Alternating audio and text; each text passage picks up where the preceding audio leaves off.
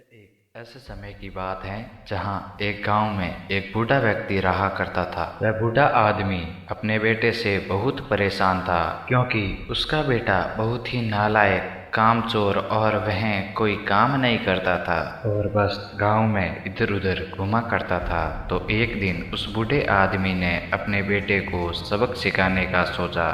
उसने अपने बेटे को अपने पास बुलाया और उसे कहा कि बेटा, घर के अंदर अलमारी में एक घड़ी रखी हुई है, तुम उसे निकाल कर लाओ।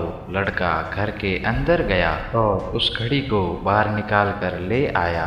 फिर उसके पिता ने उससे कहा कि अब एक तुम काम करो, इस घड़ी को तुम अपने साथ बाजार लेकर जाओ और जितने भी लोग तुम्हें मिलेंगे सबसे तुम इस घड़ी की कीमत पूछना।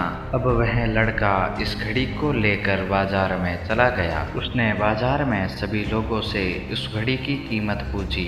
किसी ने उस घड़ी की कीमत 500 बताई, किसी ने 1000 तो किसी ने 800। सभी लोगों ने उस लड़के को उस घड़ी की कीमत अलग अलग बताई और कई लोगों ने एक जैसी। वह लड़का अपने पिता के पास वापस आ गया और उसने कहा कि पिताजी, सभी लोगों ने इस घड़ी की कीमत अपने हिसाब से बताई। किसी ने 500, किसी ने 1000 तो किसी ने 800। अब उस बूढ़े आदमी ने अपने बेटे से कहा कि बेटा ठीक है, घड़ी को तुम अलमारी में रख दो और जाओ। अब अगले दिन फिर से उस बूढ़े आदमी ने अपने बेटे को अपने पास बुलाया और उसे फिर से अलमारी से घड़ी लाने को कहा। लड़का फिर जाता है और अलमारी से घड़ी निकाल कर लाता है और अब उस बूढ़े आदमी ने अपने बेटे से कहा कि बेटा जाओ, आज तुम इस घड़ी के अंदर जो समय चल रहा है उसकी कीमत पूछ कर आओ। लड़के को समझ नहीं आ रहा था कि उसके पिताजी उससे क्या करवाना चाहते थे। वह दुखी मन से फिर से घड़ी को लेकर बाजार में चला जाता है और सभी लोगों से उस घड़ी के अंदर जो समय चल रहा था उसकी कीमत पूछने लगता है। लोगों को लगता है कि इस लड़के की मानसिक स्थिति ठीक नहीं है। कल ये घड़ी की कीमत पूछने आया था और आज ये समय की बहुत से लोगों ने उसे भगा दिया और कुछ लोग उस पर हंसने लगे। वह लड़का बहुत ही परेशान हो जाता है और सोचता है कि ये मेरे साथ क्या हो रहा है। तभी वह आखिरी बार एक बूढ़े आदमी की दुकान पर जाता है। वह बूढ़ा आदमी बहुत ही व्यस्त था। वह लड़के का सवाल सुनते ही समझ गया कि लड़का उससे क्या पूछना चाहता है। उस बूढ़े आदमी ने अपना कुछ समय निकाल कर लड़के से कहा, बेटा, ये जो समय है ना जिसकी तुम कीमत पूछ रहे हो, इसकी कोई कीमत नहीं लगा सकता है।